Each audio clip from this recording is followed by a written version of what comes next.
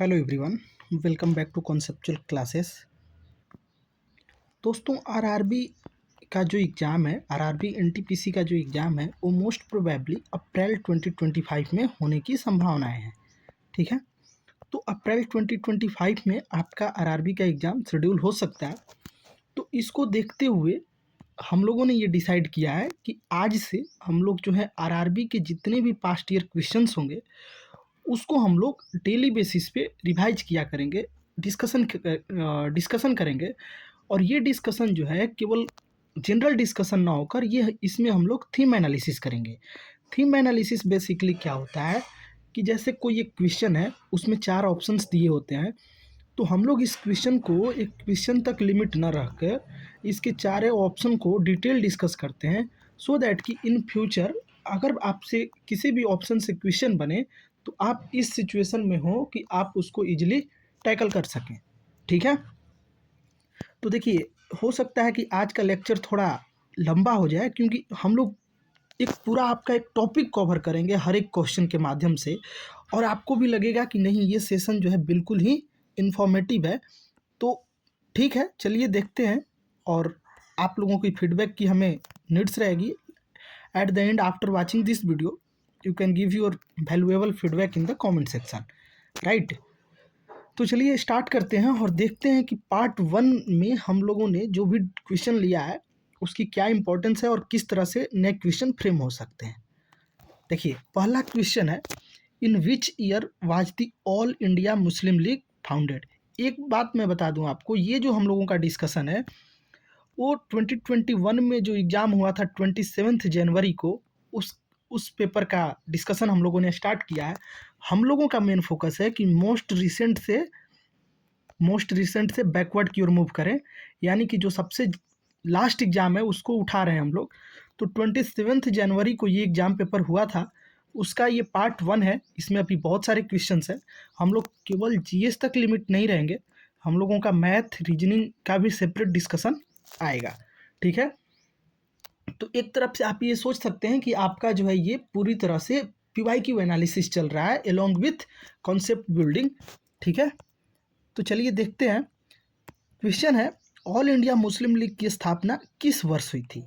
देखिए, इसका आंसर आप इजीली कर लेंगे। आंसर है 1906। लेकिन अगर आपको साथ ही ये बता दिया जाए कि 1905 में कौन कौन सी एक्टिविटीज हुई थी, या 1906 में मुस्लिम लीग के फॉर्मेशन के अलावा और क्या क्या हुआ था, या 1907 या 1908 में क्या हुआ था, तो ये एक वाइडर स्कोप में आप जो है इस क्वेश्चन को कर लेंगे। और इसके बाद जब भी आप 1905 देखेंगे या कोई भी ईयर देखेंगे, तो उस ईयर से रिलेटेड जितने भी एक्टिविटीज हुई होंगी वो आपके माइंड में रन करनी चाहिए। आपको क्विक रिकॉल होना चाहिए कि अरे यार 1906 है, इसका मतलब ये घटना हुई थी। ठीक है, तो चलिए देखते हैं। ठीक है, तो देखिए, सबसे पहले मुस्लिम लीग के बारे में देख लेते हैं। तो मुस्लिम लीग का फाउंडेशन जो है फाउंड किया जाता है 30 दिसंबर 1906 को ढाका में, जो कि प्रेजेंट डे बांग्लादेश की क्या है, कैपिटल है। मुस्लिम लीग बनाने की सबसे लाइक जो प्रायोरिटी बोलेंगे, जो ऑब्जेक्टिव बोलेंगे, वो ये था कि मुस्लिम पॉलिटिकल राइट को प्रोटेक्ट किया जा सके। क्यों? क्योंकि लोगों को लगता था, जो मुस्लिम पीपल्स थे उनको लगता था कि आईएनसी का इन्वॉल्वमेंट बढ़ रहा है और आईएनसी में केवल हिंदू लोग हैं, जबकि ऐसा रियल में नहीं था। तो अगर इसके की लीडर की बात करें तो आगा खान जी थे, जो कि फर्स्ट प्रेसिडेंट बनते हैं मुस्लिम लीग के। उसके बाद नवाब सलीमुल्लाह थे, मोहम्मद अली जीना थे और सैयद अमीर अली थे। तो ये 4 नाम आपको याद होना चाहिए। साथ ही आपको ये भी पता होनी चाहिए कि जो first president all India Muslim league के थे उनका नाम था आगा खान। ठीक है, ऑब्जेक्टिव क्या था?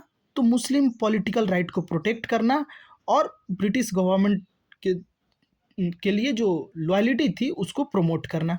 ठीक है, अब देखिए, सबसे बड़ा सवाल लोगों के मन में आता है कि ऑल इंडिया मुस्लिम लीग बनाने की ज़रूरत ही क्यों पड़ी? क्यों मुस्लिम जो है एक तो आप देख लिए कि अपना पॉलिटिकल इंटरेस्ट को बचाने के लिए, इसके लेकिन बहुत सारे रीजंस हैं। अगर आप देखें तो 1905 में पार्टीशन होता है बंगाल का, जो इनकरेज करता है मुस्लिम पॉलिटिकल कॉन्शियसनेस को। उसके बाद सिमिलर डिप्यूटेशन होता है 1906 में, जिसमें मुस्लिम लीडर्स जो थे वो डिमांड करते हैं सेपरेट इलेक्टोरेट के लिए, किससे? लॉर्ड मिंटो से, क्योंकि उस समय वाइसरॉय जो थे लॉर्ड मिंटो हुआ करते थे। ठीक है। उसके बाद चूंकि हिंदू मेजोरिटी रूल था, तो इसका भी डर था कि Congress influence in Indian politics. तो इन 3 वजह से अगर आपसे कोई पूछता है कि ऑल इंडिया मुस्लिम लीग का फॉर्मेशन का अगर 3 मुख्य रीजन क्या है, तो एक हो जाएगा पार्टीशन ऑफ बंगाल, जिसमें कि हिंदू एरियाज और मुस्लिम एरिया को डिवाइड कर दिया जाता है। उसके बाद आप देखेंगे सिमिलर डिप्यूटेशन, जहाँ पे मुस्लिम लीडर्स इस बात का डिमांड करते हैं कि मुस्लिम के लिए सेपरेट इलेक्टोरेट होना चाहिए। और उसके बाद fear of Hindu majority rule. ये हो गया आपका मुस्लिम लीग के बारे में थोड़ा सा इंफॉर्मेशन। अब देखिएगा कि 1906 में ही क्या होता है कि जो स्वदेशी मूवमेंट स्टार्ट होता है वो इंटेंसिफाई होने लगता है। यानी कि स्वदेशी मूवमेंट में क्या होता है कि ब्रिटिश गुड का बॉयकॉट होने लगता है, और ब्रिटिश गुड का बॉयकॉट होने लगता है, और जो इंडियन प्रोडक्ट थे, इंडियन गुड्स थे, उनको प्रमोट करने की बात होने लगती है। वो इंडियन गुड्स, इंडस्ट्रीज, एजुकेशन, ये तीनों चीज़ की प्रमोशन की बात होने लगती है। ठीक है। तो अब इसमें जो स्वदेशी मूवमेंट के की लीडर अगर आप देखेंगे तो आपको पता चलेगा कि बाल गंगाधर तिलक, ऐसे आप याद रख सकते हैं, जो एक्सट्रीमिस्ट थे, यानी कि लाल, बाल और पाल, यानी कि लाला लाजपत राय, बाल गंगाधर तिलक और आपका बिपिन चंद्र पॉल और एक अरविंदो घोष। ये 4 जो थे मुख्य लीडर हुआ करते थे स्वदेशी मूवमेंट के। ठीक है। तो इतना आपको पता चल गया होगा। अब देखिए 1906 में एक देख लिए कि हम लोग मुस्लिम लीग का फॉर्मेशन होता है। उसके बाद स्वदेशी मूवमेंट जो है इंटेंसिफाई होने लगता है। उसके बाद अगर देखें आप तो 1906 में ही, चूंकि स्वदेशी मूवमेंट का क्या था कि Indian college, Indian education system को प्रमोट करना भी एक उनका मकसद था। तो इसी वजह से 1906 में क्या होता है कि नेशनल काउंसिल ऑफ एजुकेशन जो है उसको इस्टेब्लिश किया जाता है बंगाल में। National council of education establish किया जाता है बंगाल में। ठीक है। ध्यान रहेगा 1906 में ही national council of education establish किया जाता है बंगाल में। और यही नेशनल काउंसिल ऑफ एजुकेशन आगे चलकर आप देखेंगे कि जादवपुर यूनिवर्सिटी का रूप ले लेता है। कब? 1955 में। ठीक है। तो 1955 में आप देखेंगे कि जो नेशनल काउंसिल ऑफ एजुकेशन था उसको जो है जादवपुर यूनिवर्सिटी में कन्वर्ट कर दिया जाता है। ठीक है। तो ये चीज़ें हो गई। तो अगर आपसे कोई पूछे कि नेशनल कॉलेज ऑफ एजुकेशन का इस्टेब्लिशमेंट क्यों किया गया, तो to counter British controlled education system. ठीक है। तो 1906 से रिलेटेड मुझे नहीं लगता है कि इसके बियॉन्ड कोई क्वेश्चन बनेगा इंडियन हिस्ट्री में। एक बार फिर से देख लीजिए, मुस्लिम लीग होता है, उसके बाद स्वदेशी मूवमेंट जो है इंटेंसिफाई होने लगता है, स्वदेशी मूवमेंट इंटेंसिफाई होने लगता है। और थर्ड हम लोग देखें कि नेशनल काउंसिल ऑफ एजुकेशन का इस्टेब्लिशमेंट होता है बंगाल में। क्लियर। अब बात करते हैं कि 1907 में क्या हुआ। ठीक है। सारा ऑप्शन हम लोग जाएंगे, वन बाय वन जाएंगे। आपको एक भी ऑप्शन में के लिए हम लोग जो है रोकेंगे नहीं, मतलब एक भी ऑप्शन को हम लोग छोड़ेंगे नहीं, डिटेल डिस्कशन करेंगे। ठीक है। तो चलिए देखते हैं नेक्स्ट ऑप्शन 1907 को। अब देखिए 1907 के बारे में अगर देखेंगे तो 1907 में क्या होता है, जो मेजर इवेंट होता है वो होता है सूरत स्प्लिट। सूरत स्प्लिट आप लोगों को पता भी होगा, लेकिन चलिए फिर भी हम लोग कर रहे हैं तो एक साथ करते ही चलते हैं। तो आप देखेंगे कि कांग्रेस जो है, पेज है क्या? नहीं है। ठीक है, यही करना पड़ेगा हम लोगों को। कांग्रेस जो है वो 2 पार्ट में डिवाइड हो गया था। एक था एक्सट्रीमिस्ट का ग्रुप और दूसरे थे मॉडरेट। एक्सट्रीमिस्ट कौन थे? तो लाल, बाल, पाल और अरविंदो घोष, ये 4 जो थे एक्सट्रीमिस्ट लीडर हुआ करते थे। और बाकी जो कांग्रेसी थे वो मॉडरेट में आते थे।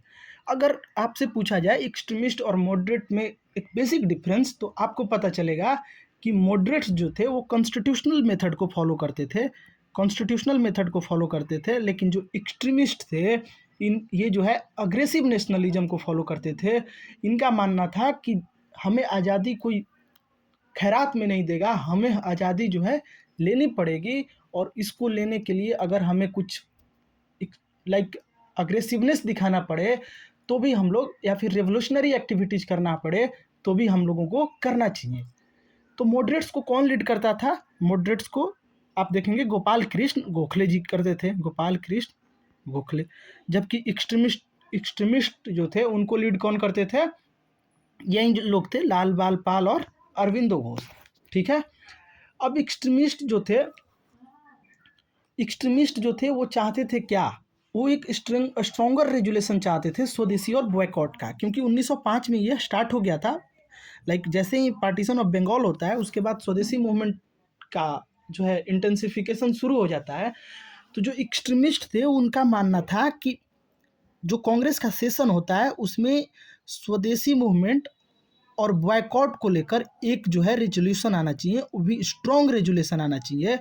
लेकिन जो मॉडरेट्स थे वो इसको वायलेंट मेथड मानते थे और वो जो है अपोज करते थे। This was the like you can say कि स्पॉन्टेनियस रीजन ये रहा जिसके वजह से एक्सट्रीमिस्ट और मॉडरेट्स जो थे वो सेपरेट हो गए। कब? 1907 में, और इसी को नाम दे दिया गया सूरत स्प्लिट 1907। ठीक है। तो आपको बताना है कि 1907 का कांग्रेस सेशन कौन लीड कर रहा था, लाइक चेयरमैन प्रेसिडेंट कौन था। ठीक है। तो ये ध्यान में रहेगा इतना चीज़ें। अब इसके बाद आप देखेंगे कि किस तरह से जैसे ही एक्सट्रीमिस्ट और यू कैन से कि मॉडरेट सेपरेट होते हैं, उसके बाद आप देखेंगे कि जितने भी एक्सट्रीमिस्ट लीडर हुआ करते थे, लाल बाल पाल और अरविंदो घोष, इन पे जो है ब्रिटिश गवर्नमेंट लाइक इनको अरेस्ट करती है, बहुत तरह की इन पे धाराएं लागू लगाकर इनको जेल में डाल दी जाती है। लेकिन इससे क्या होता है, जितना ब्रिटिश गवर्नमेंट इन पे ऑपरेसिवनेस करती है, इसके वजह से रेवोल्यूशनरी एक्टिविटीज जो है ऑल अक्रॉस इंडिया आप देखेंगे कि इंक्रीज होते चला गया। ठीक है। क्लियर हो गया। 1907 मेन जो था सूरत स्प्लिट था। अब बात कर लेते हैं 1900। आप देखेंगे सूरत स्प्लिट हो गया और उसके बाद 1907 को दो तरह से याद रख सकते हैं, एक सूरत स्प्लिट और सेकंड जो है कि ब्रिटिश जो है एक्सट्रीमिस्ट को ख़त्म कर, एक लाइक ब्रिटिश गवर्नमेंट जो थी वो एक्सट्रीमिस्ट को लाइक एकदम क्रैक डाउन कर दिया, लीडर्स को अरेस्ट करने लगे, प्रेस को सेंसर्ड करने लगे। अभी हम लोग आगे देखेंगे कि जो है कौन कौन सा प्रेस जो है सेंसर्ड किया गया था उनके टाइम। ठीक है। अब देखिए 1908 देखते हैं। 1906 हो गया, 1907 हो गया, 1908 को देख लेते हैं। तो 1908 में आप देखेंगे कि 1908 का जो सबसे बड़ा इवेंट होता है वो आपको ध्यान में भी होगा, जो खुदीराम बोस जी थे और प्रफुल्ल चक्की का जो बॉम्ब अटैक होता है 30 अप्रैल 1908 को मुजफ्फरपुर बिहार में। प्रफुल्ल चक्की और खुदीराम बोस, ये दोनों जो क्रांतिकारी लोग थे वो क्या करते हैं, 30 अप्रैल 1908 को मुजफ्फरपुर कोर्ट में, मुजफ्फरपुर जो कि बिहार में है, वहाँ क्या करते हैं कि एक ब्रिटिश जज हुआ करते थे जिनका नाम था किंग्सफोर्ड, उनको टारगेट करते हैं। ठीक है। किंग्सफोर्ड को टारगेट करते हैं, लेकिन क्या होता है कि उस जो ये बॉम्ब थ्रो करते हैं उसमें किंग्सफोर्ड ना होकर एक लाइक इंडियन सपोर्टर जज थे और यू कैन से वकील थे, उनकी वाइफ और उनकी बेटी की डेथ हो जाती है। और इसके बाद क्या करते हैं, प्रफुल्ल चक्की जो है इस घुटन से, इस गिल्ट से, और यू कैन से कि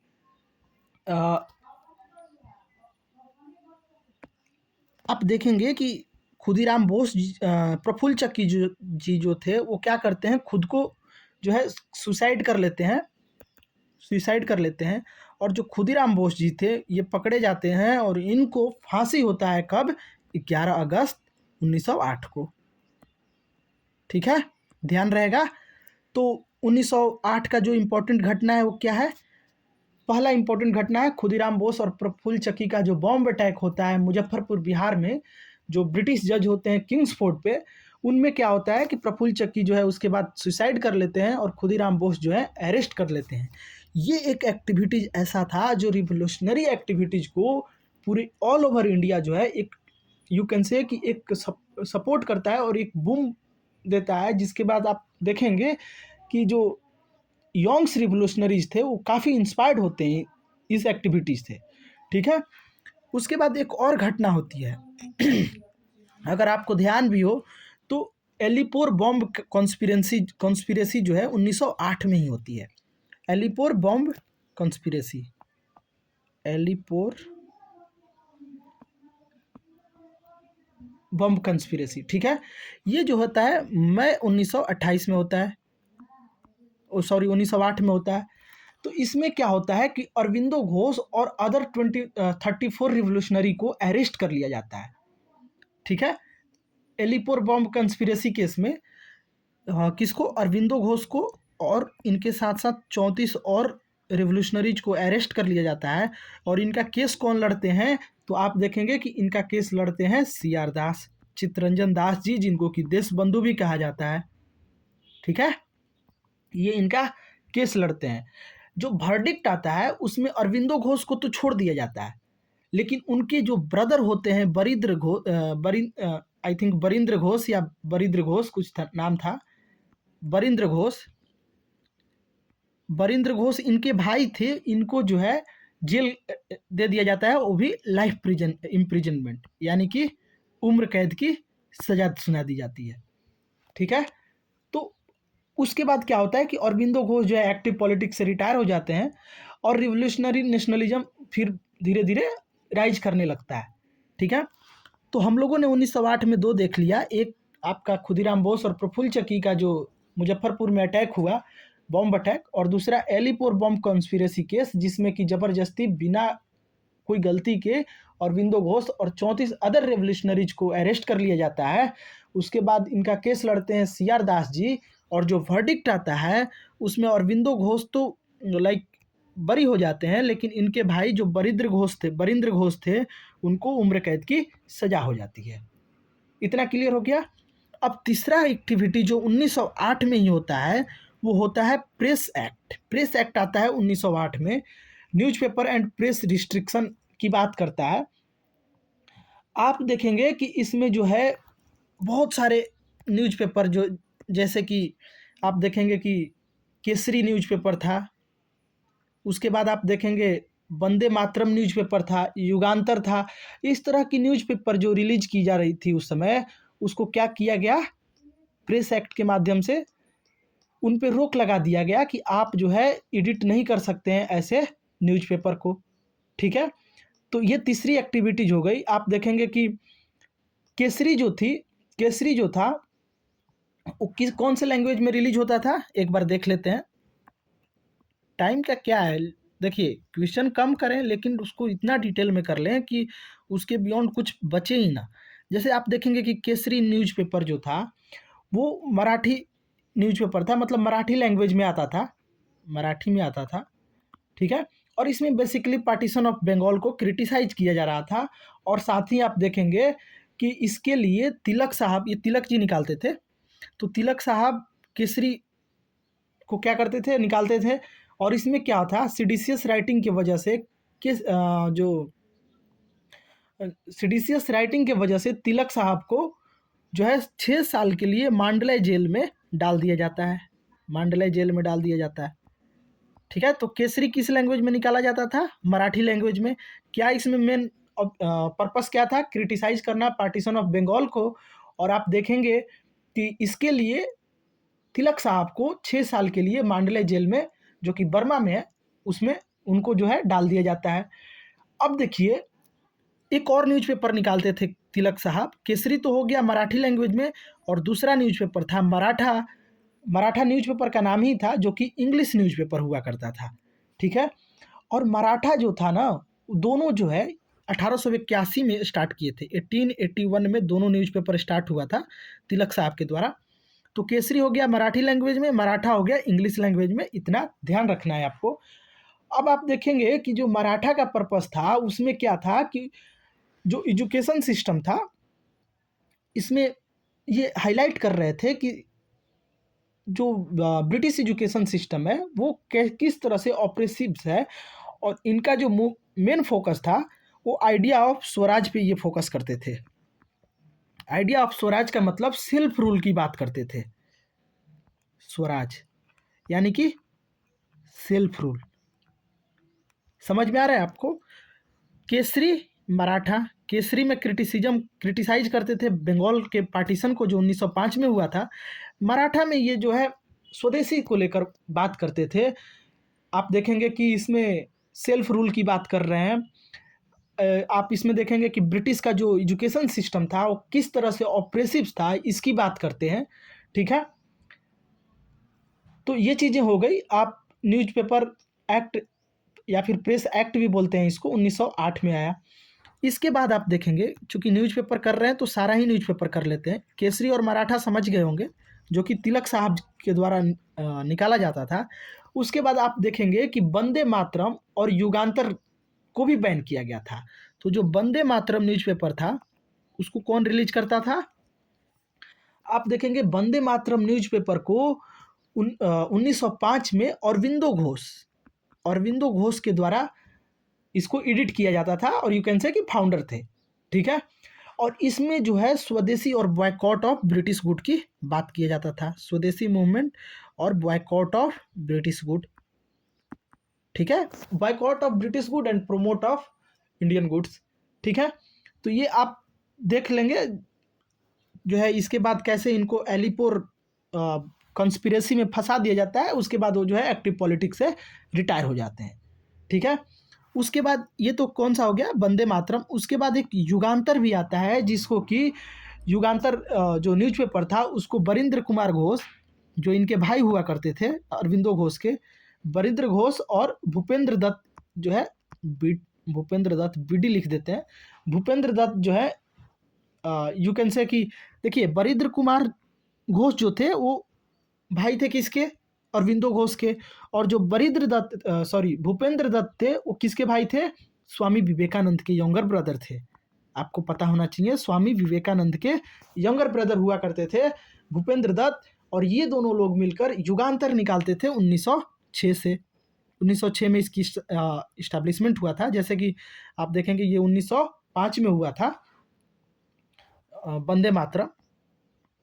तो आपको जो है मुख्य रूप से हम लोगों ने 4 न्यूज़पेपर के बारे में बताया। एक तो जो तिलक साहब के द्वारा 2 निकाला जाता था, केसरी और मराठा। आप उसको ध्यान में रख सकते हैं। केसरी जो है मराठी लैंग्वेज में और मराठा जो है इंग्लिश लैंग्वेज में। ठीक है, उसके बाद आप वंदे मातरम देख लिए, जो कि वंदे मातरम जो कि अरविंदो घोष जी द्वारा, और युगांतर जो कि बरिंद्र घोष और भूपेंद्र दत्त के द्वारा। ठीक है, तो ये क्लियर हो गया होगा आपको 1908 का एक्टिविटी। तो आपको क्या ध्यान में रखना है कि 1908 में मुख्य रूप से 3 एक्टिविटी होता है। एक होता है प्रफुल्ल चक्की और खुदीराम बोस का जो मुजफ्फरपुर में बॉम्ब अटैक, प्रफुल्ल चक्की और खुदीराम बोस का मुजफ्फरपुर में बॉम्ब अटैक। दूसरा एलिपोर कॉन्स्पिरेसी केस, जिसमें कि अरविंदो घोष के भाई बरिंद्र कुमार घोष को उम्र कैद की सज़ा हो जाती है, और इसके बाद अरविंदो घोष एक्टिव पॉलिटिक्स से रिटायर हो जाते हैं। उसके बाद आप देखेंगे कि जो थर्ड इवेंट होता है वो होता है प्रेस एक्ट आता है, जो कि प्रेस एक्ट 1908 में, या न्यूज़पेपर एक्ट 1908, जो कि सेंसर्ड कर देता है किसको, केसरी को, वंदे मातरम को और युगांतर जैसे न्यूज़पेपर को। ठीक है, तो ये चीज़ें हो गई 1908 के बारे में। इतना क्लियर हो गया। अब देखिए 1905 का अगर बात करें तो 1905 में तो वही होता है, पार्टीशन ऑफ बंगाल होता है, अगर आपको ध्यान में हो तो। और पार्टीशन ऑफ बंगाल का जो है आप देखेंगे कि पार्टीशन ऑफ बंगाल को हम लोग तो पहले भी डिस्कस कर चुके हैं, लेकिन फिर भी आप अगर 1905 की बात करें तो 1905 में बंगाल का पार्टिसिपेशन कर दिया जाता है, जिसको कि बाद में आगे आप हम लोग देखेंगे कि किस तरह से निरस्त किया जाता है, और उसके बाद कैपिटल शिपमेंट, ये सब सारी चीज़ें देख लेंगे। ठीक है, तो होपफुली आपको सारा ऑप्शन क्लियर हो गया होगा। एक एक पॉइंट नोट डाउन करते जाइएगा, क्योंकि एक जगह ईयर वाइज कंपाइलेशन बहुत कम जगह मिलता है। तो अगर आपको लग रहा है कि ये यूजफुल इन्फॉर्मेशन हो सकता है, तो आप इसको एक जगह कलेक्ट कर सकते हैं, या फिर अगर आपको ज़रूरत हो तो कमेंट सेक्शन में बताइए। हम लोग जो है इस पर सेपरेट, यू कैन से कि सेपरेट हम लोग PDF फॉर्म में रिलीज कर देंगे टेलीग्राम ग्रुप में, आप वहाँ से डाउनलोड करके भी देख सकते हैं। ठीक है, तो 1907 में क्या क्या हुआ था, सूरत स्प्लिट और ब्रिटिश क्रैकडाउन ऑन एक्सट्रीमिस्ट। 1906 में मुस्लिम लीग बनता है, स्वदेशी मूवमेंट इंटेंसिफाई होता है और नेशनल काउंसिल ऑफ एजुकेशन जो है कोलकाता में इस्टेब्लिश होता है, जो बाद में चलकर लाल बहादुर जादवपुर यूनिवर्सिटी में कन्वर्ट हो जाता है। अब देखिए, एक ये क्वेश्चन आया था कि who wrote the book titled social harmony. Social harmony book जो है उसके लेखक कौन है? ऑप्शन ए है Atal Bihari Vajpayee, option B Shyama Prasad Mukherjee, option C Narendra Modi ji and option D Lal Krishna Advani ji. तो इसका जो करेक्ट आंसर था वो था नरेंद्र मोदी जी, जो कि 1912 में आई थिंक इसको लिखे थे। सॉरी 2012 में, नॉट 1912। 1912 में तो इनकी जन्म भी नहीं हुई होगी। ठीक है, अब देखिए यहाँ देख लेते हैं एक ओवरव्यू टाइप का, जो भी बुक से रिलेटेड यू कैन से कि 2010 के बाद से लेकर 2025 तक जितने भी बुक लिखे गए हैं उसका एक ओवरव्यू ले लेते हैं। जैसे देखिए, सोशल हार्मोनी जो है इसको नरेंद्र मोदी जी 2012 में राइट करते हैं। उसके बाद एक्सीडेंटल प्राइम मिनिस्टर, जिस पे आगे चलकर एक मूवी भी बनता है, इसको संजया बारू 2014 में राइट करते हैं। प्लेइंग इट माई अवे, ये ऑटोबायोग्राफी है किसका? सचिन तेंदुलकर जी का, जो कि 2014 में ही आता है, प्लेइंग इट माई वे। उसके बाद द ड्रामेटिक डिकेड, इसको लिखते हैं प्रणव मुखर्जी 2014 में। One life is not enough, important है, नटवर सिंह जी का है ये किताब, बहुत ही खास है, one life is not enough. उसके बाद द मोदी इफेक्ट लिखते हैं लेंस प्राइस 2015 में।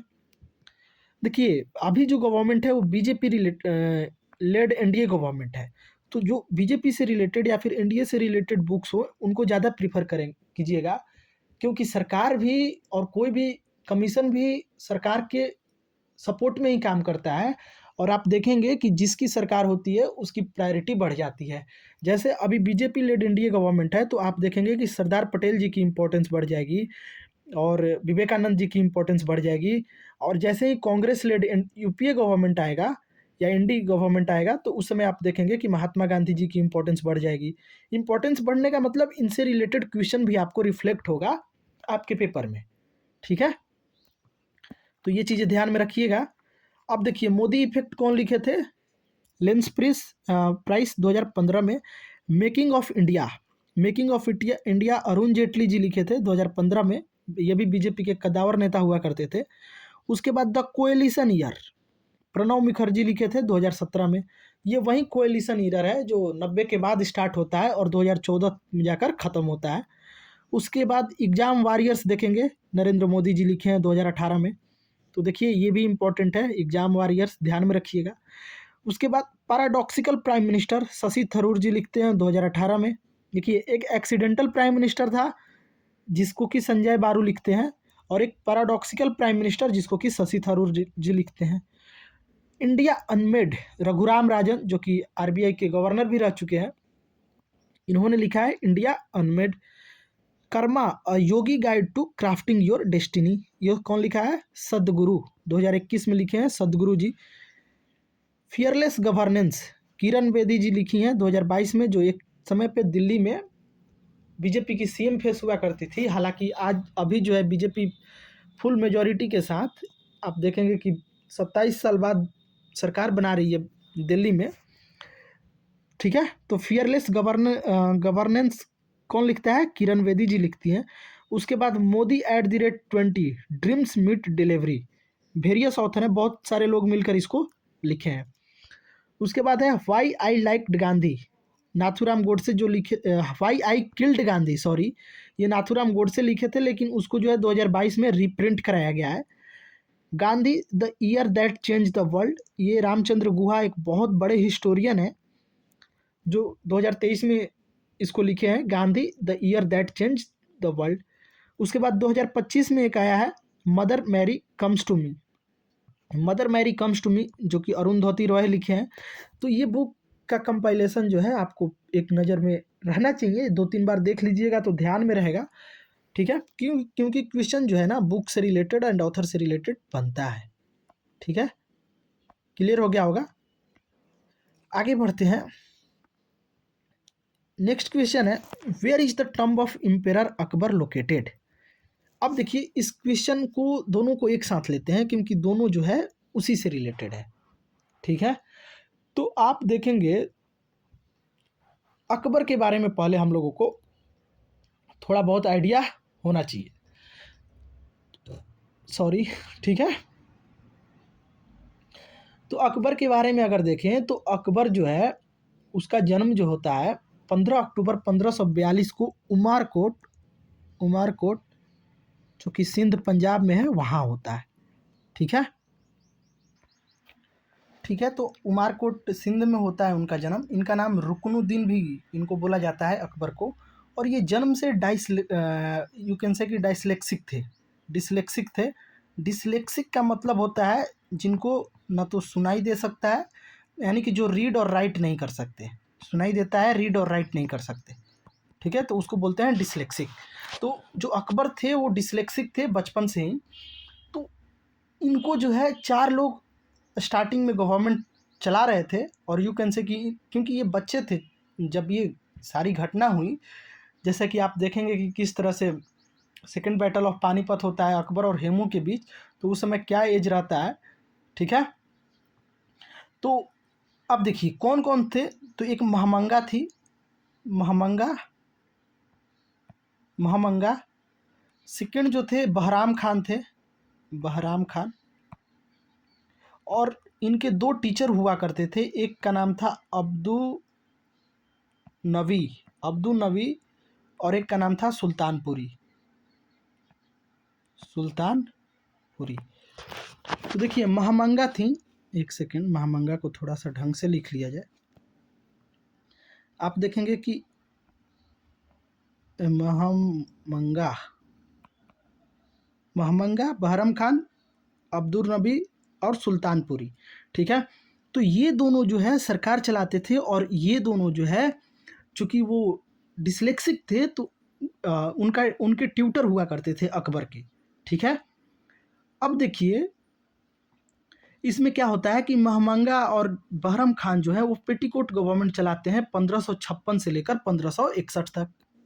क्योंकि तब जो है अकबर को ज़्यादा कुछ आइडिया नहीं था, वो अभी मतलब उस समय उनका एज ही ज़्यादा नहीं था, तो वो इस सिचुएशन में नहीं थे कि सरकार चला सके, ठीक है। बाद में अगर आप कभी मेरा लेक्चर देखें तो आप वहाँ हम लोग बताएंगे कि बहरम खान जो है, बहरम खान को किस तरह से ख़त्म किया जाता है, पे भेज देते हैं गुजरात, जहाँ की अफ़गान बैंडिट्स के द्वारा उनको मार दिया जाता है, ठीक है।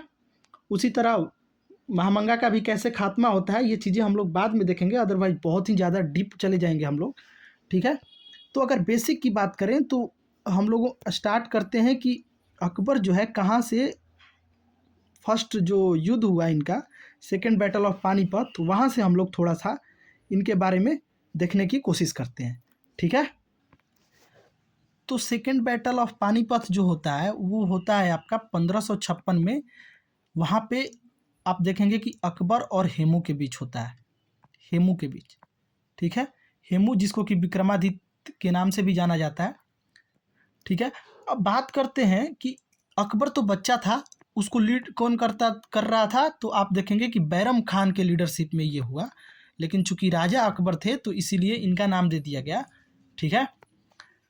यहाँ से जो है अकबर का इस्टेब्लिशमेंट होता है as a ruler of north India, ठीक है। अकबर जो है इस जीत के बाद 1556 में जो पानीपत का द्वितीय युद्ध होता है, वहाँ से अकबर अपना रेजिम स्टार्ट करते हैं, ठीक है। इसके बाद आप देखेंगे कि कंटिन्यूअस बैटल फाइट होता है, मालवा एनेक्स करते हैं, उसके बाद बहुत सारा जैसे कि चित्तौड़ फोर्ट, फिर बैटल ऑफ हल्दी घाटी एक देख लेते हैं। 1576 में बैटल ऑफ हल्दी घाटी होता है, बैटल ऑफ हल्दी घाटी, जिसमें कि डिफीट करते हैं महाराणा प्रताप को। लेकिन महाराणा प्रताप किसी तरह जो है स्किप कर जाते हैं और मेवाड़ जो है फुली कंट्रोल में नहीं आता है, ठीक है। उसके बाद डेक्कन का देखेंगे कि कैसे कैप्चर करते हैं बेरार, खानदेश और अहमदनगर को। अब आते हैं कि एडमिनिस्ट्रेटिव पॉलिसी क्या था, कुछ कुछ काम जो कि आपको पता होना चाहिए एग्जाम पॉइंट ऑफ व्यू से, वो हम लोग देख लेते हैं। जैसे आप देखेंगे कि मनसबदारी सिस्टम को इन्होंने इंट्रोड्यूस किया 1571 में, ठीक है। अब जात सवार ये सब क्या होता है, मनसबदारी सिस्टम क्या होता है, ये हम लोग बाद में देखेंगे, ठीक है। तो आप अभी इतना जानिए कि मनसबदारी सिस्टम को इंट्रोड्यूस करते हैं 1571 में। इसमें 2 पार्ट होता है, ड्यूल, आप देखेंगे कि ड्यूल रैंक होता है, एक होता है जात और एक होता है सवार। अब जात में जो है आप ये सिविल रैंक होता था, इसमें जो है आपके जागीर को डिसाइड किया जाता, मतलब decided size of Jagir and decide salary. उसके बाद आप सवार में देखेंगे कि इसमें जो है आप कितना हॉर्सेस रख रहे हैं उसके बेसिस पे डिसाइड होता था। तो ये चीज़ें हम लोग बाद में देखेंगे। फिलहाल आप इतना ध्यान रखिए कि 1571 में मनसबदारी सिस्टम इंट्रोड्यूस करते हैं, ठीक है। उसके बाद जब्त सिस्टम आता है, रेवेन्यू सिस्टम, जो कि इंट्रोड्यूस किया जाता है राजा टोडरमल के द्वारा, जब्त सिस्टम, ठीक है। उसके बाद दहसाला सिस्टम आता है, दहसाला सिस्टम, दहसाला सिस्टम जिसमें कि लैंड रेवेन्यू को असिस्ट किया जाता है 10 ईयर के एवरेज प्रोडक्शन पे, 10 साल के एवरेज प्रोडक्शन पे एक्सेस किया जाता था, ठीक है। एक्सेस नहीं, असेसमेंट किया जाता था, समझ गए। उसके बाद ये जो है ना प्रोविंस में डिवाइड कर दिए बेटर गवर्नेंस के लिए। जो एम्पायर था उसको सूबा में, सूबा जिसको कि प्रोविंस भी बोलते हैं, उसमें डिवाइड कर दिए थे। और सूबा को किस लिए ये डिवाइड किए थे, तो आप देखेंगे कि बेटर गवर्नेंस के लिए ऐसा किया गया था, ठीक है। तो ये एडमिनिस्ट्रेटिव पॉलिसी हो गया। मनसबदारी सिस्टम आया, जब्त सिस्टम जो कि राजा टोडरमल द्वारा लागू किया गया था, दहसाला सिस्टम जिसमें कि रेवेन्यू असेसमेंट होता था 10 साल के एवरेज प्रोडक्शन पे, ठीक है। तो ये हो गया मनसबदारी सिस्टम। अब बात कर लेते हैं, हाँ देखिए पेज है। अब बात कर लेते हैं हम लोग रिलीजियस पॉलिसी की। ये काफ़ी फेमस है, यहाँ से क्वेश्चन बनता है।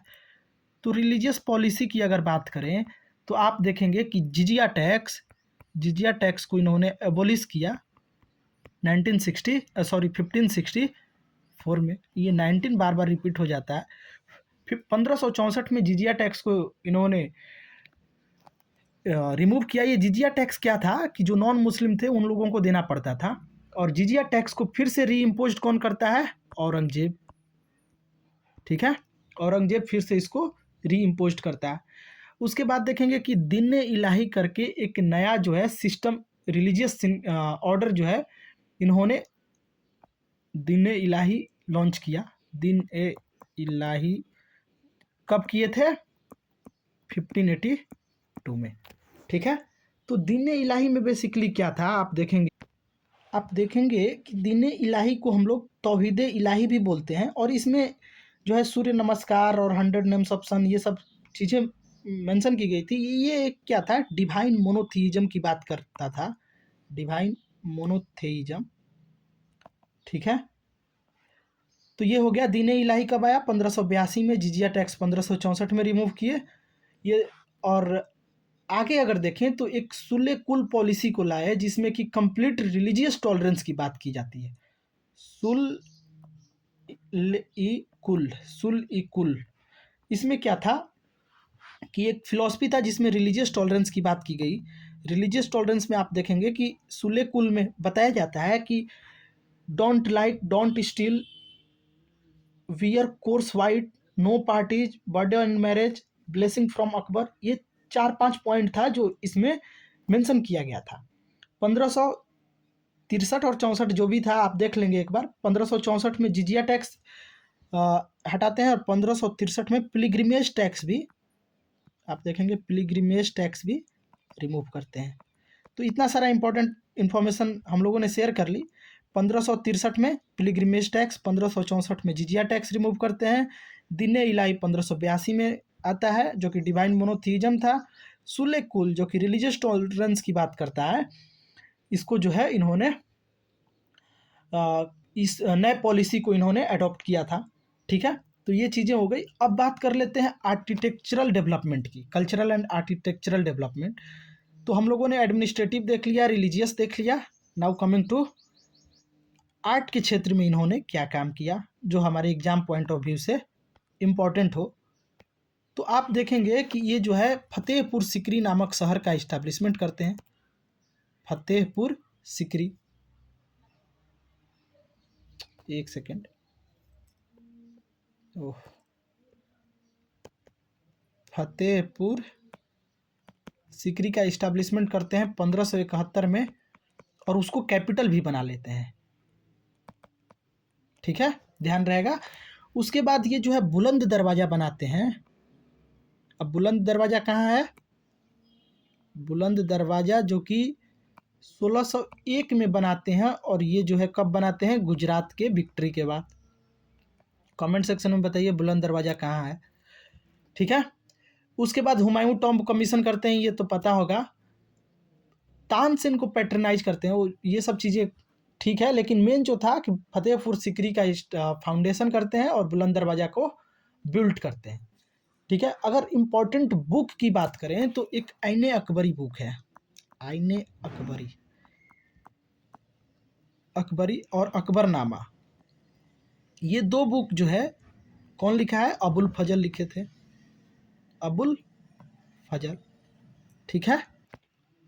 अब आप देखेंगे कि जो आईने अकबरी और अकबरनामा है, इसमें क्या बताया गया है कि परफेक्ट मैन का बात किया गया है। ये एक डिवाइन थ्योरी था तर्को मंगोल किनशिप का, जिसमें अकबर को बताया गया क्या, परफेक्ट मैन, इंसान कामिल, उसको आप तर्किश में समझ सकते हैं। उसके बाद shadow of God, shadow of God यानी कि जिल्ले इलाही, जिल्ले इलाही। तो परफेक्ट मैन हो गया, शैडो ऑफ गॉड हो गया, और एक चीज़ बोला गया है फराए इजादी, मतलब light of God on earth, जिसको कि हम लोग झरोखा दर्शन भी बोलते हैं। ये अभी भी आप लोगों को बहुत जगह देखने को मिल जाएगा, जिसको कि मतलब इंस्टीट्यूशनलाइज कर दिया गया था ऑफिशियली एज अ थ्योरी, ठीक है। तो समझ गए होंगे कि perfect man, shadow of God और फराह इजादी यानी कि light of God on earth, जिसको कि झरोखा दर्शन बोलते थे, ठीक है। तो इतना अकबर के बारे में इंफॉर्मेशन होपफुली सफिशिएंट रहा होगा। अब आते हैं क्वेश्चन पे और देखते हैं कि कितना क्वेश्चन जो है कर पा रहे हैं या नहीं। तो ये देखिए, तो आप देखेंगे कि अकबर टॉम्ब कहाँ है, आगरा में, एक सेकेंड, आगरा में, जिसको किसने बनवाया है, तो इसको जो है इनके सन जहांगीर के द्वारा बनाया गया है, ठीक है। क्लियर हो गया। नेक्स्ट क्वेश्चन है, who wrote the autobiography Tuzuke Babri. तो आप देखेंगे कि तुजुके बाबरी जो है ओरिजिनली जो है इसको राइट कौन करता है, बाबर, बाबर की आत्मकथा के बारे में है इसमें, लेकिन इसको बाद में फिर इसको ट्रांसलेट किया जाता है अकबर कोट के द्वारा, ठीक है। तो ये चीज़ें आपको पता होनी चाहिए।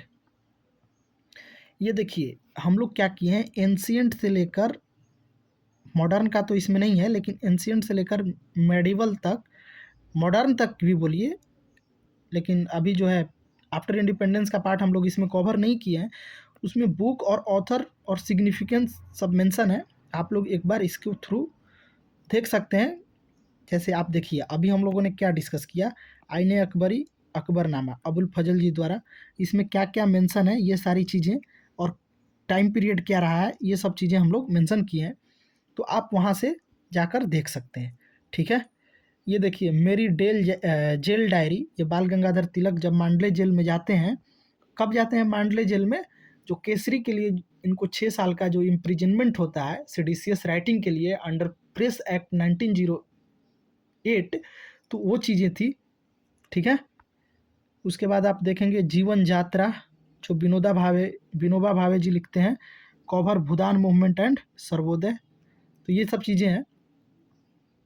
अब देखिए famous Moatsu festival is celebrated in which state, प्रसिद्ध मोआत्सु महोत्सव किस राज्य में मनाया जाता है। इसका करेक्ट आंसर आप देखेंगे कि इसका करेक्ट आंसर है नागालैंड, नागालैंड में मोतासु महोत्सव मनाया जाता है। उसी बेसिस पे हम लोगों ने नॉर्थ ईस्ट इंडिया में जो स्टेट है उनके इम्पोर्टेंट फेस्टिवल को एक बार आपके सामने लाए हैं। देखिए असम में क्या है, बिहू, जिसको कि रंगोली, माघ, काती भी बोलते हैं, और अम्बुबाची मेला, ये दो चीज़ है। देखिए अम्बुबाची मेला पूछा भी जा चुका है, तो बिहू नहीं पूछा जाएगा क्योंकि बिहू ओल्डर हो चुका है, बहुत सारे एग्जाम में आ चुका है। तो असम में बिहू और अम्बुबाची मेला। अरुणाचल प्रदेश में आप देखेंगे Losar, Dree festival, Siang river festival. Nagaland में हॉर्नबिल फेस्टिवल और मोतासु फेस्टिवल।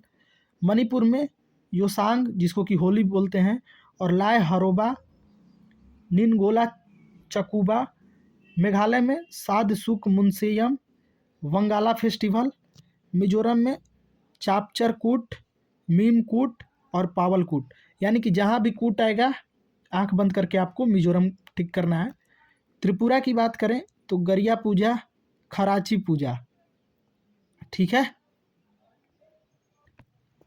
सिक्किम में देखेंगे कि लोसोंग है, सागा दावा, पांगला ला भोसोल। देखिए ऐसे वन बाय वन ऐसे पढ़ने से कुछ होगा नहीं। इसको आप क्या कीजिए, ये पीडीएफ है टेलीग्राम ग्रुप में, वहाँ जाइए, इस पूरे को यू कैन से कि मोबाइल के इस डिस्प्ले में रख लीजिए या टैब के डिस्प्ले में रख लीजिए। ये चीज़ें तभी याद होंगी जब मल्टीपल टाइम रिवाइज करेंगे। कोई सॉल्यूशन नहीं है, और हर साल एक क्वेश्चन आपको हर एग्जाम में एक मिल ही जाएगा। चाहे आप एसएससी की बात करें, आरआरबी एनटीपीसी की बात करें, किसी भी एग्जाम में आपको फेस्टिवल से रिलेटेड एक क्वेश्चन तो दिखेगा ही दिखेगा, कन्फर्म रहिए, ठीक है। तो हम लोग basically north east, south India और ईस्टर्न इंडिया के फेस्टिवल को एक साथ लाए हैं। आप जाकर इसको देख सकते हैं, ठीक है। जैसे अभी देखिए बीपीएससी में ये पूछा गया था सोनपुर मेला से रिलेटेड, ठीक है। बहुत बार आपको दिखा जाएगा नुआखाई से रिलेटेड। तो ये सब चीज़ें आपको पता होनी चाहिए।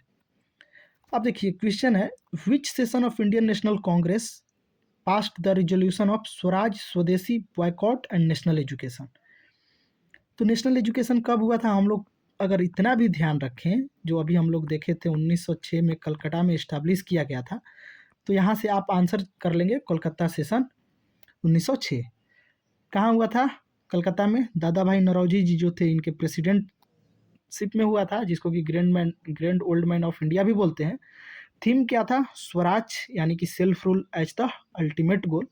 सिग्निफिकेंस क्या था, the session was held in the backdrop of partition of Bengal. 1905 में जो पार्टीशन हुआ और एक्सट्रीमिस्ट नेशनलिज्म जो राइज कर रहा था, उसके बैकड्रॉप में हुआ। और आगे चलकर देखेंगे कि इसके बाद ही क्या होता है, कि आप देखेंगे कि 1907 में, ठीक है, 1907 में सेपरेट जो क्या बोलते हैं कि एक्सट्रीमिस्ट और मॉडरेट जो थे वो क्या हो जाते हैं, सेपरेट हो जाते हैं, ठीक है। तो इसमें अगर आप देखेंगे तो मेजर रेजोल्यूशन क्या पास किया गया, एक तो डिक्लेरेशन ऑफ स्वराज यानी कि सेल्फ गवर्नमेंट की बात की गई। दूसरा रेजोल्यूशन ये हो गया, सेल्फ गवर्नमेंट की बात हो गई। एक सेकेंड, इसको इरेज कर लेता हूँ। दूसरा जो था वो ये था कि जो रिजोल्यूशन था वो स्वदेशी, बॉयकॉट और नेशनल एजुकेशन पे था। स्वदेशी, बॉयकॉट और नेशनल एजुकेशन पे, जिसमें आप देखेंगे कि स्वदेशी मूवमेंट को फॉर्मली अडॉप्ट कर लिया गया, जो कि 1905 से लेकर 11 तक चला था, ठीक है। उसके बाद बॉयकॉट ब्रिटिश गुड का ये हो ही गया, और इंडियन इंडस्ट्रीज को प्रमोट करना। उसके बाद देखेंगे कि नेशनल एजुकेशन इंस्टीट्यूट के तहत BHU, Banaras Hindu university, BHU और बंगाल नेशनल कॉलेज का इस्टेब्लिशमेंट होता है, ठीक है। थर्ड जो है एक्सट्रीमिस्ट एंड मॉडरेट, इसके बीच में क्या होता है, सेपरेशन इतना बढ़ जाता है, क्योंकि एक्सट्रीमिस्ट क्या चाहते थे, वो कंप्लीट स्वराज चाहते थे, जबकि मॉडरेट्स जो है वो कॉन्स्टिट्यूशनल रिफॉर्म की बात कर रहे थे, ठीक है। तो इसकी वजह से टेंशन इंक्रीज होता है, और 1907 में, जैसा कि हम लोग पहले भी देख चुके हैं, 1907 में सूरत स्प्लिट होता है, और वहाँ पे दोनों जो है सेपरेट आउट हो जाते हैं, ठीक है। और मुस्लिम लीग को भी इंस्पायर्ड करते हैं। 1906 में फॉर्मेशन जो होता है उसका एक ये भी रीजन था, ठीक है। तो ये चीज़ें हो गई आपको। अब देखिए 1920 कलकत्ता सेशन की बात करें तो इसको जो है लाला लाजपत राय जी इसके प्रेसिडेंट थे, ठीक है, 1920 वाले सेशन के। उसके बाद आप देखेंगे कि इसमें जो है इसके पहले आप देखेंगे कि 1919 में क्या हुआ था, जालियांवाला बाग हुआ था। तो जालियांवाला बाग मैस्केयर और खिलाफत मूवमेंट के बाद ये पहला आईएनसी सेशन था, ठीक है। इसमें क्या किया जाता है, नॉन कोऑपरेशन मूवमेंट को अप्रूव किया जाता है। लाला लाजपत राय जी प्रेसिडेंट थे, नॉन कोऑपरेशन मूवमेंट का अप्रूवल मिलता है, और कांग्रेस जो है ऑफिशियली अप्रूव्ड कर देता है गांधी जी के नॉन कोऑपरेशन मूवमेंट को। और ब्रिटिश इंस्टीट्यूशन, गुड और सर्विसेज के लिए कंट्री वाइड बॉयकॉट शुरू हो जाता है, ठीक है। उसके बाद देखेंगे कि स्वराज जो कि सेल्फ रूल की बात करते हैं उसको भी उठाया जाता है, ठीक है। इसी में एक डील होता है, आईएनसी जो है खिलाफत मूवमेंट को सपोर्ट करता है, ठीक है। ये सब चीज़ें हो गई। उसके बाद आप देखेंगे कि 1929 का 1929 का लाहौर सेशन, ये देखिए लाहौर सेशन, इसको जो है कौन लीड किया था? तो जेएल नेहरू, जवाहरलाल नेहरू जी इसको जो है इसके प्रेसिडेंट जवाहरलाल नेहरू थे, जहाँ पे first time officially complete Swaraj यानी कि पूर्ण स्वराज की बात की गई, पूर्ण स्वराज की बात की गई, ठीक है। और आप देखेंगे कि independence day to be celebrated on 26 January 1930 ये लिया गया, ठीक है। इसमें ये बोला गया कि 26 जनवरी 1930 को हम लोग इंडिपेंडेंस डे मनाएंगे, और यही रीजन था कि हम लोग 26 जनवरी को रिपब्लिक डे सेलिब्रेट करते हैं। उसके बाद आप देखेंगे कि सिविल डिसओबीडियंस मूवमेंट जो कि गांधी जी ऑथराइज से लॉन्च करने के लिए इसको जो है कॉल किया जाता है। और इसके बाद देखेंगे कि दांडी मार्च होता है 12 मार्च 1930 से, जो दांडी मार्च स्टार्ट होता है, और साल्ट सत्याग्रह, ये सारी चीज़ें होती है, बॉयकॉट होता है, ठीक है। तो मुख्य रूप से सिविल डिसओबीडियंस मूवमेंट स्टार्ट होता है जो कि 1930 से 1934 चलता है, ठीक है।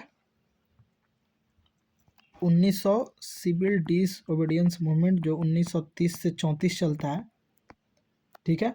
उसके बाद जवाहरलाल नेहरू जी इसके प्रेसिडेंट थे, देख ही लिए। और 26 जनवरी 1930 को इंडिपेंडेंस डे मनाने का घोषणा किया जाता है, लेकिन बाद में देखेंगे कि 26 जनवरी 1950 को रिपब्लिक डे इसी वजह से सेलिब्रेट किया जाता है, ताकि इस डिक्लेरेशन को ऑनर किया जा सके, ठीक है। तो ये देख लिए 1929 में जवाहरलाल नेहरू, 1920 में लाला लाजपत राय, और 1919 जो अमृतसर सेशन था, इस 1919 को जवाहरलाल नेहरू जी के पिताजी यानी कि मोतीलाल नेहरू जी लीड कर रहे थे, प्रेसिडेंसी उनके हाथ में था, ठीक है। तो सारे प्रेसिडेंट के बारे में आपको एक आइडिया हो गया। 1919 में मोतीलाल नेहरू, ठीक है। अब इसमें क्या हुआ था, जो जालियांवाला बाग कांड हुआ था, कब हुआ था? 13 अप्रैल 1919 को इसको कंडेम्ड किया गया, 1919 को, जिसमें था ना कि जो जनरल डायर था वो ऑर्डर देता है और जिसमें ब्रुचुअल किलिंग हो जाता है अराउंड 1000 पीपल का। उसके बाद देखेंगे कि रॉलेट एक्ट का अपोज किया जाता है जो मार्च 1919 में आता है, ठीक है। अब देखिए इसी समय आता है मॉन्टेग्यू चेम्सफोर्ड रिफॉर्म, जिसको कि 1919 का गवर्नमेंट एक्ट भी बोला जाता है। ये सब हम लोग चीज़ें देखेंगे, डिटेल में देखेंगे, ठीक है। तो ये सारी चीज़ें होती है।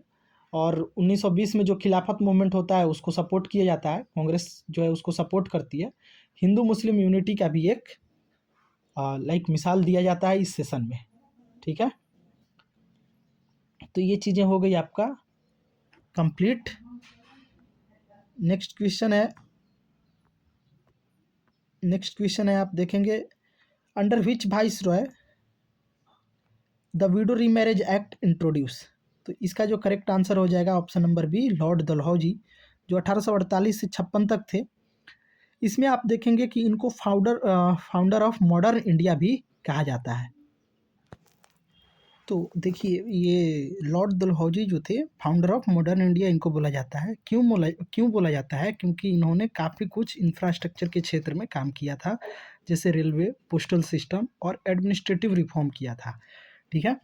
तो जो विडो रीमैरिज एक्ट था वो कब आया था? 1856 में। आप इसको देखेंगे कि लॉर्ड डलहौजी जो थे ये ड्राफ्ट बनाए थे, प्रिपेयर किए थे, और इस ड्राफ्ट को लॉर्ड कैनिंग जो थे वो पास किए थे। और सॉरी, और आप देखेंगे कि पंडित ईश्वर चंद्र विद्यासागर जी जो कि प्रिंसिपल थे, कहाँ के प्रिंसिपल थे? कलकत्ता संस्कृत कॉलेज के, उनका एक मेजर कंट्रीब्यूशन था इस एक्ट को और इस बिल को लाने में, ठीक है।